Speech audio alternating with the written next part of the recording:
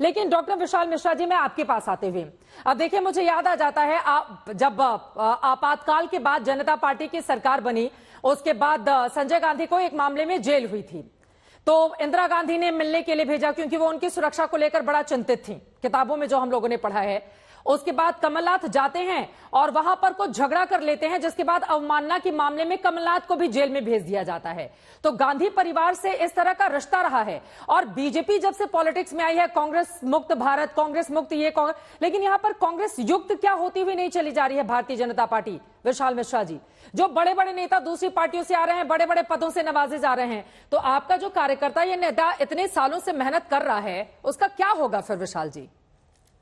नहीं, देखिए चित्रा जी, जहां तक ये जो समाचार आ रहा है कि पार्टी शायद छोड़ने की बात है और भारतीय जनता पार्टी ज्वाइन करने की बात है, तो इसका एक उत्तर मैं एक लाइन में कहना चाहूंगा कि ये वर्तमान में आदरणीय प्रधानमंत्री श्री नरेंद्र मोदी जी की आंधी है। इस आंधी में शायद ही कोई बचे, और ये उसी का प्रतिरूप हम देख रहे हैं कि एक करके जितने भी बड़े नेता हैं वो सब कहीं ना कहीं भारतीय जनता पार्टी का दामन थामते हुए दिख रहे हैं। पहली बात। दूसरी बात, जो आपने कहा कि कहीं कि ऐसा तो नहीं होगा कि जो कार्यकर्ता है, जो भारतीय जनता पार्टी का अपना कार्यकर्ता है, उसके मन में कोई बिक्षोभ या उसके मन में किसी भी प्रकार की निराशा, मुझे ऐसा कतई नहीं प्रतीत होता, क्योंकि ये भारतीय जनता पार्टी है। यहाँ पर आम कार्यकर्ता का उतना ही ध्यान रखा जाता है जितना किसी बड़े कार्यकर्ता का ध्यान रखा जाता है, और कार्यकर्ता होता है।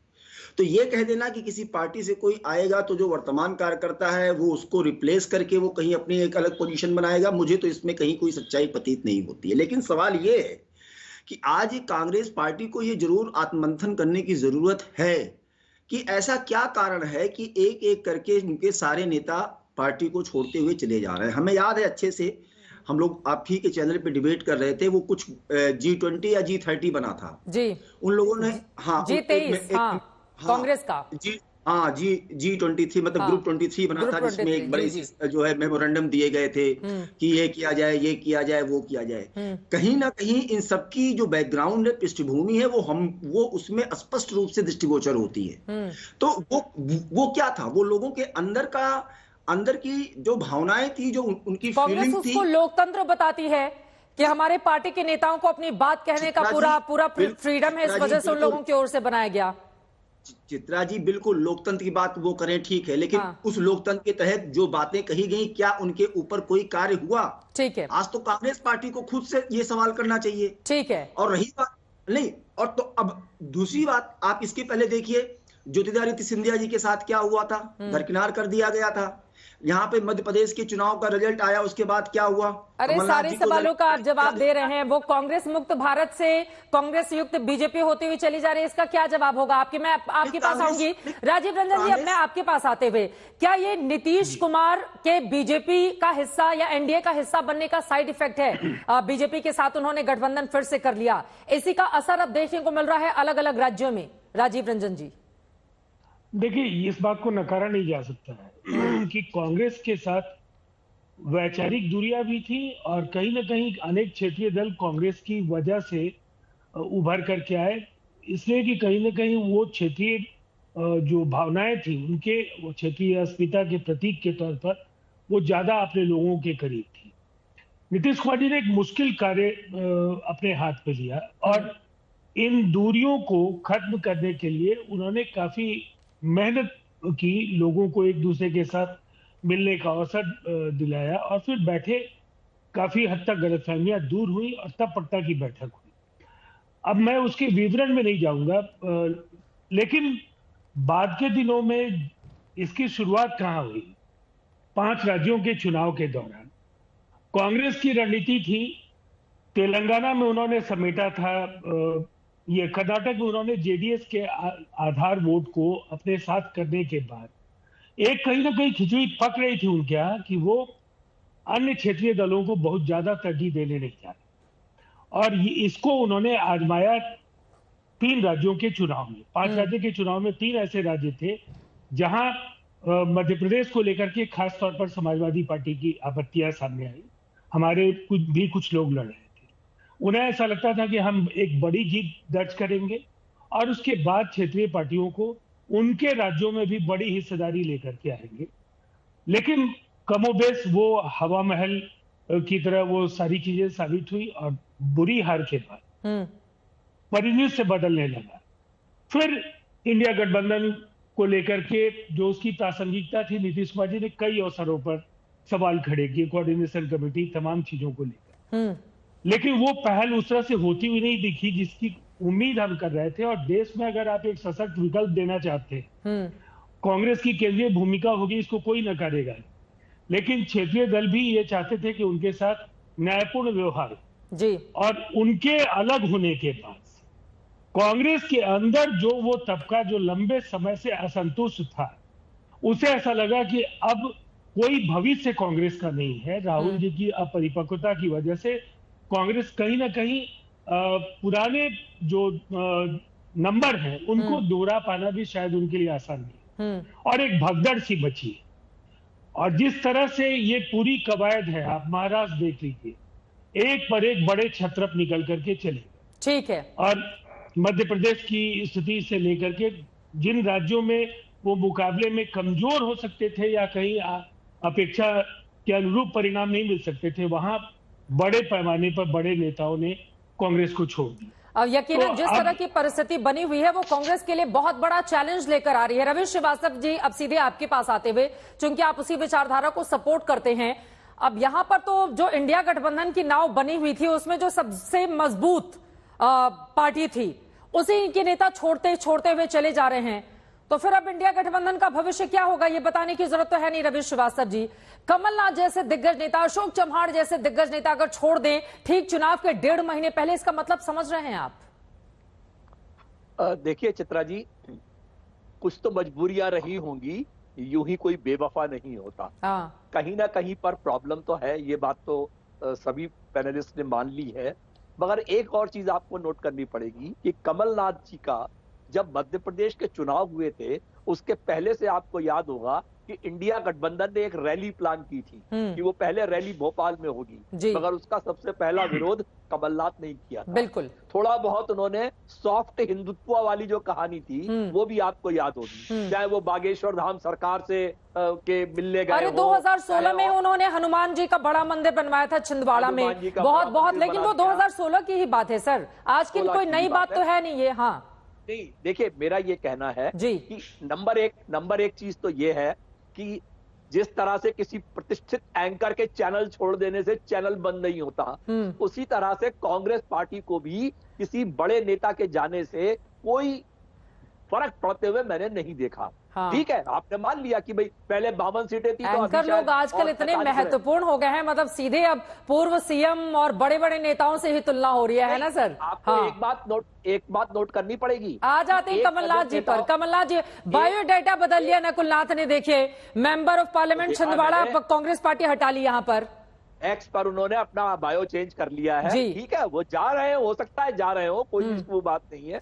मगर अब तक आपने जिन 1 दर्जन नेताओं के नाम गिनाए उनमें से पेमा खांडू और ज्योतिरादित्य सिंधिया और हेमंत बिस्व शर्मा को छोड़ करके बाकी सब तो हाशिए पर ही है। और ये एक बहुत बड़ी कैलकुलेशन है। अशोक चव्हाण को राज्यसभा भेज दिया है, जतिन प्रसाद यूपी में थे उनको मंत्री बना दिया है, तो ये मतलब रास्ते खोलते हुए चले जा रहे हैं, तो यकीनन उनके लिए आगे कुछ इतना मुश्किल तो हो नहीं रहा है। सबको कुछ ना कुछ ऐसा लग रहा है बीजेपी प्लान करके रखी हुई है।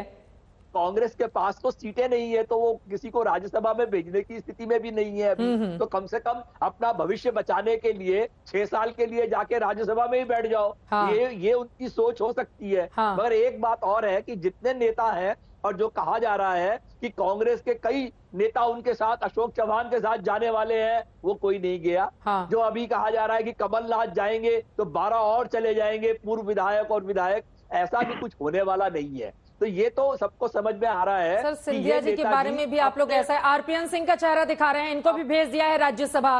कुशीनगर के बड़े नेता हैं, आप देखिए एक एक करके हम तमाम चेहरे दिखा रहे हैं। यूपी के कुशीनगर के जितिन प्रसाद बड़ा ब्राह्मण चेहरा है, ये भी चले गए, बीजेपी में इनको मंत्री बना दिया गया। अल्पेश ठाकुर, सोचिए आपके गुजरात का कितना बड़ा चेहरा था, युवा चेहरा थे, वो भी चले गए। अनिल एंटनी, पूर्व रक्षा मंत्री के बेटे, आप सोचिए ये भी चले गए। और कैप्टन अमरिंदर जी, ये तो इतने वरिष्ठ थे। तो वरिष्ठतम नेताओं से लेकर युवा चेहरे तक सब एसएम कृष्णा जी पूर्व मंत्री यूपीए सरकार के ये भी चले गए, अशोक चौहान पूर्व सीएम ये भी चले गए, रवि श्रीवास्तव जी।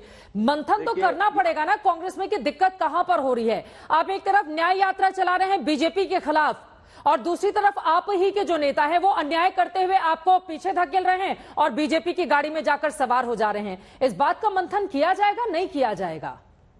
देखिए, निश्चित रूप से किया जाना चाहिए और कांग्रेस इस बारे में विचार कर भी रही होगी। ऐसा नहीं सोचेंगे कि वो नहीं कर रही है, मगर स्थिति ऐसी है कि आज वो अपने पुराने नेताओं को रोक पाने में सक्षम नहीं है, क्योंकि कुछ अपनी दूसरी पीढ़ी के बारे में सोच रहे हैं कि उनका भविष्य सुनिश्चित हो जाए और मुझे भी राज्यसभा 6 साल के लिए मिल जाए। तो ये सोच करके, मगर जो कांग्रेस के बारे में कहा जाता है, जो राहुल भाई बार बार कहते हैं, राहुल गांधी, कि कांग्रेस एक विचारधारा है। कांग्रेस पार्टी नहीं, कांग्रेस एक विचारधारा है। तो जो विचारधारा से ही अपना नाता तोड़ बैठे, उनके बारे में तो जो जनमत है वो निर्णय करेगा अपना। अब सर, ये कौन सी विचारधारा है? अपनी सहूलियत के हिसाब से बदल जाती है ना। अब बाला साहब ठाकरे की पार्टी से अपनी सहूलियत के हिसाब से हम गठबंधन करते हैं, उधर यकीनन बीजेपी भी महबूबा मुफ्ती की पार्टी से अपनी विचारधारा कॉम्प्रोमाइज करके जम्मू कश्मीर में, तो विचारधाराओं को टूटते हुए हमने देखा है पॉलिटिक्स में। ये किसी एक पार्टी के ऊपर ऐसा, नीतीश कुमार की पार्टी को भी विचारधारा के आधार पर आप घेर सकते हैं। राजीव रंजन जी हमारे साथ बैठे हुए हैं। राजनीति में अगर हम ये कहें कि विचारधारा के हिसाब से ही फैसले लिए जाते हैं तो ये बात सही नहीं है, लेकिन ये देखना बहुत जरूरी हो जाएगा कि आपके नेता चुनाव के ऐन पहले अगर आपको छोड़कर जा रहे हैं। तहसीन जी, अब सीधे आपके पास आते हुए, फिर तो प्रधानमंत्री नरेंद्र मोदी ने लोकसभा के भीतर जो बात कही थी, एनडीए अब की बार 400 पार, बीजेपी अब की बार 370 पार, 370 का तिलक लगाएगी जनता, ये कहते हुए नजर आए। और कांग्रेस पार्टी को कहा कि भाई हम चाहते हैं कि कम से कम आप लोग 40 सीटें जरूर जीतें, जैसा कि ममता बनर्जी ने उधर पश्चिम बंगाल में कहा है। तो सबसे बुरा प्रदर्शन कांग्रेस ने 2014 में किया था, 44 सीटें जीतकर। अभी भी स्थिति उसके लिए बहुत बेहतर नहीं है। तहसीन पूनावाला जी। जी चित्रा जी, इस बात को मैं ह्यूमिलिटी से स्वीकार करता हूं कि कांग्रेस की स्थिति इस वक्त गंभीर है, और क्योंकि मैं कांग्रेस का समर्थक हूं, मुझे ये लगता है कि इस बात की हमें आत्मचिंतन करनी चाहिए कि क्यों लोग हमें छोड़कर जा रहे हैं। आप ही के आज तक पे जो आपने पूर्व मुख्यमंत्रियों का चेहरा दिखाया, मैं गिन रहा था, और मैं पहले अपने ओपनिंग रिमार्क में कहना चाहता था करीबन 12 से 13 पूर्व मुख्यमंत्री भाजपा ज्वाइन कर दिए। ये कोई भाजपा को क्लीन सर्टिफिकेट नहीं है, ये बता रहा है भाजपा के पास कोई आइडियोलॉजी है नहीं। लेकिन हमें सोचना चाहिए कि अगर कोई व्यक्ति हमारे साथ मुख्यमंत्री रहा है 1 बार 2 बार, जैसे अशोक चौहान जी, मैं किसी व्यक्ति पर नहीं कह रहा हूँ, या गुलाम नबी आजाद जी, जिनकी बातों से मैं इत्तेफाक नहीं रखता हूँ, मैं समझता हूँ ये बहुत बड़े मास लीडर नहीं थे, तो बट फिर भी ये क्यों हमें छोड़कर जा रहे हैं और कहाँ जा रहे हैं, इस पर हमें सोचना चाहिए। दूसरी बात राज्यसभा की कही गई, मैं बड़े विनम्रता से कहना चाहता हूं कि क्या जिन लोगों को राज्यसभा में भेजा गया, सिर्फ इस टर्म में नहीं, इसके पहले भी कुछ लोग जिनको भेजा गया, क्या वे लोग वो काबिल है कि राज्यसभा में जाके कांग्रेस का प्रतिनिधि करे? मैं इसको रिफ्लेक्ट कर रहा हूं, मैं किसी पर व्यक्तिगत टिप्पणी नहीं कर रहा हूं। एक जमाने में कांग्रेस के जो स्टॉलवर्ट नेता होते थे या भाजपा के जो स्टॉलवर्ट नेता होते थे, किस तरह के डिबेट्स होते थे पार्लियामेंट के अंदर, किस तरह की बातें उठाई जाती थी। राजेश पायलट जी को देख लीजिए, माधवराव सिंधिया जी, चाहे वो लोकसभा में चाहे राज्यसभा में, किस तरह की बातें होती थी, डिबेट्स होते थे। आज के जो नेता है, क्या उस तरह के उनपे वो वेटेज है कि वो टेक ऑन कर सकते हैं भाजपा को, सत्ता पार्टी को? जब भाजपा ऑपोजिशन में थी, अरुण जेटली जी थे राज्यसभा में, सुषमा स्वराज जी थे, सोमनाथ जी चैटर्जी थे, जब स्पीकर नहीं थे ऑपोजिशन के अंदर, कांग्रेस को टेक ऑन करते थे। आप ये कहना चाह रहे हैं कि तहसीन जी को भेजना चाहिए? हाँ। अगर मैं जाऊंगा चिता जी, हाँ। मैं अपनी कैपेबिलिटी जानता हूं, अगर मैं जाऊंगा मैं लोकसभा के रूट से जाऊंगा, मुझे राज्यसभा की आवश्यकता नहीं है। लेकिन जो लोग जा रहे हैं, क्या वो केपेबल है इस वक्त जाने के लिए? मैं एक उदाहरण दे रहा हूं, कुछ लोग जो गए इस सेशन में, क्या जो अच्छे प्रवक्ता है, जो कांग्रेस के अच्छे बात प्रवक्ताओं की नहीं है, बात इंटैक्ट करने की है। आपकी जो पार्टी है वो अपने नेताओं को इंटैक्ट करके क्यों नहीं रख पा रही है? राज्यसभा की बात तो अलग है। तहसीन जी, एक और सवाल का जवाब आप दे दीजिए, उसके बाद मैं बाकी लोगों के पास आऊंगी। मुझे अच्छे से याद है 1979 में इंदिरा गांधी जब कमलनाथ के पक्ष में 1980 के इलेक्शन में प्रचार के लिए वो जाती है 1979 में, तो वो कहती हैं कि राजीव और संजय गांधी के बाद ये मेरा तीसरा बेटा है और आप इसको जरूर जिताइए, और 80 में वो जीत जाते हैं।